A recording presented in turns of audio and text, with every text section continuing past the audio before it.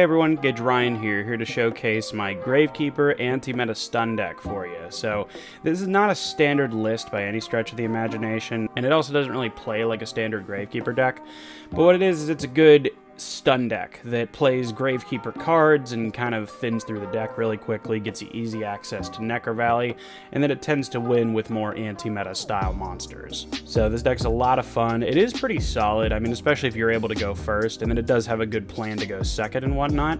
So this deck can catch a lot of people off guard. I know that, shout out to Yuri Landsman, he played something not exactly similar to this, but it was a Necro Valley stun style deck, and I took a little bit of inspiration from that to build this deck, so shout out to him. And shout out to my Facebook group, the Anti-Meta Alliance. If you guys want to join that, there's always a link in the description. We're always passing around different deck lists, so we'll get right into it. So we got 3 Commandant, card's great, 3 Recruiter also.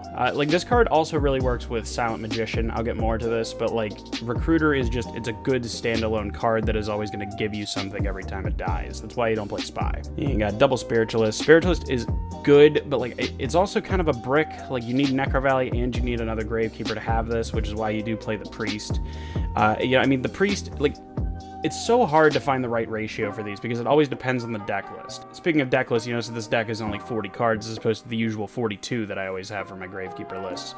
This is, like I said, not a standard Gravekeeper deck, so it's just all about finding the right ratios that work within the deck that you're playing. And so 2 Spiritualist and 1 Priest has worked the best for me so far. I keep taking Priest out and putting it back in, but like it's such a good late game card that I find myself always putting it back in at some point. You got triple Fenrir. This card's amazing. Man, this card's great. Like, this is, like, any card that's good on its own is going to be great for Gravekeepers. Like, I might play this in my standard Gravekeeper list. I mean, this card is so good. Works well on its own, gets you a free +1, you know, it banishes cards, you know, it's good defense. Like, really, it's amazing. It does it all. And so then on to your one-ofs, and there's a lot of them. You got the 1 border. You never want to see 2. Like, all these cards are one-ofs because you never really want to see 2 of them in your hand at the same time, generally speaking, but especially with border, just because, you know, you have to set it, and like if you have another monster on the field in the first place, then seeing 1 border is bad, let alone 2, so you just keep it at 1. 1 Thunder King. This card's amazing. You do search a lot in the deck, so it can be a conflict of interest sometimes when you play multiples, as much as I like the card personally, so just 1. And then 1 Ecclesia. I mean, just one of the best cards in the game, in my opinion. 1 Dinah. Again, never really want to see 2 of it. Can help break boards, though. That's always hilarious. You just set it and laugh at them. And then the 1 Silent Magician. This card works amazingly with Recruiter. So it's another way to, like, get a Necro Valley into play, and you have a once per turn. Like, okay, so if you don't know what it does, you special summon it by tributing a spellcaster, and it gains 500 for every card in your hand, and once per turn it negates a spell card. So this card has a lot of usage, like especially with Recruiter. Like if you, like let's say you go something stupid happens, you can go Spiritualist, they impermanence it, and then you're just like, okay, tribute it for Silent Magician. At least I get some value out of it. But it really shines with Recruiter, obviously. If you have Recruiter and Silent Magician, that gives you Necro Valley Silent Magician, and that's a pretty solid soft lock. And I like this card a lot. Like this, it's all about like simplifying the game state, making your opponent minus, and Silent Magician does that very well. This card can be a boss monster in some ways if you have a lot of cards in your hand. I have done that. It is kind of a stupid way to winning with like a 25 to 3,000 Silent Magician, but it does come up. You got double Ash. I hate playing 2. I love playing 3. The card is amazing, but you know, just deck space and whatnot. You got the 1 Rabbit. Ghost Ogre is good. Again, it's another card you never really want to see 2 of, but it's a good utility. Same thing with Impermanence. I actually found I was playing 3 of this for a long time, and for some reason, just Impermanence at 1 in this particular build works much better for me.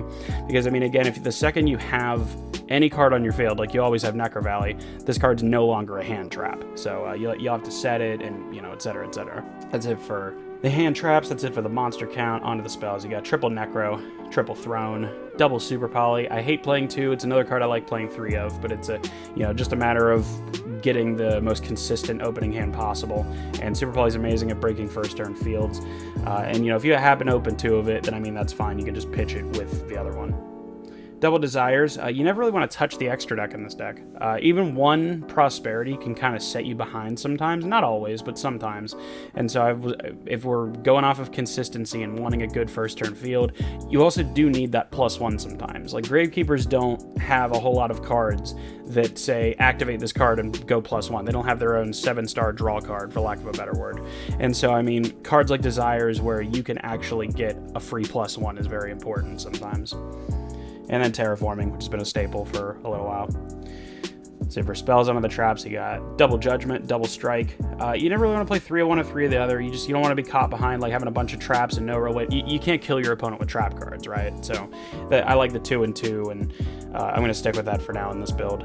God Says No is amazing, so you can't not play it, especially because everybody plays Lightning Storm and Evenly and shit like that. So, and then Strike just helps bail you out of a lot of stuff.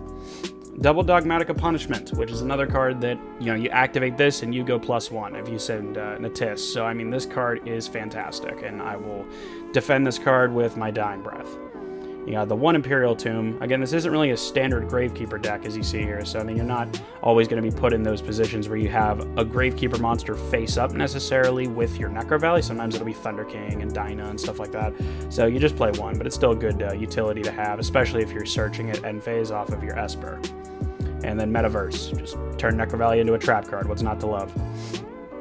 So for main onto the extra, you got triple Esper. You can hardly make 3, but I mean, you just play 3 just in case. So onto the ranks, you got Baguska. Pretty much any deck that can make rank 4s should probably play Baguska.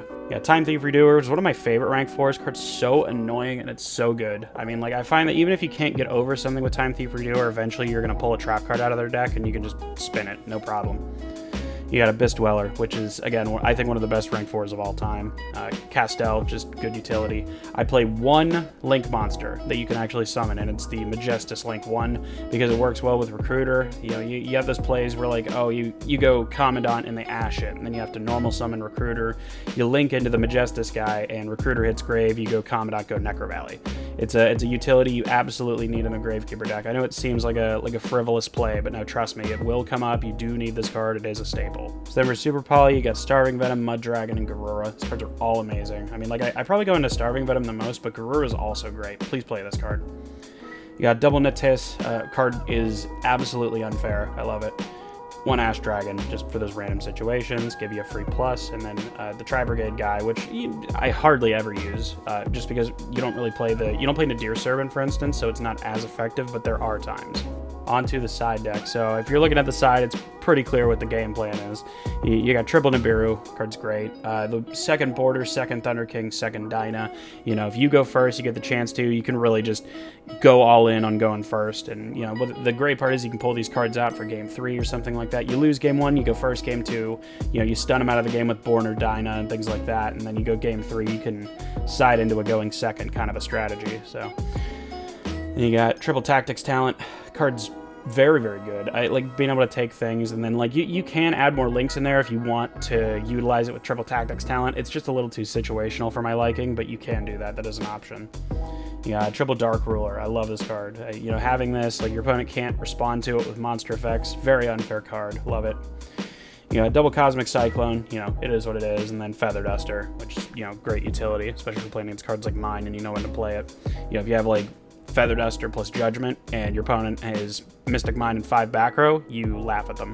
So that's about it for the deck list. I really hope you guys enjoyed it. I hope anybody that's looking to play this is going to kind of understand the thought behind it, and kind of like it's just about when to sequence things, how to shut down your opponent as effectively as possible, and kind of how to outplus them once you simplify the game state. So that's about it. I hope you guys enjoyed it. Leave any suggestions or anything you change in a comment, and I'll see you soon.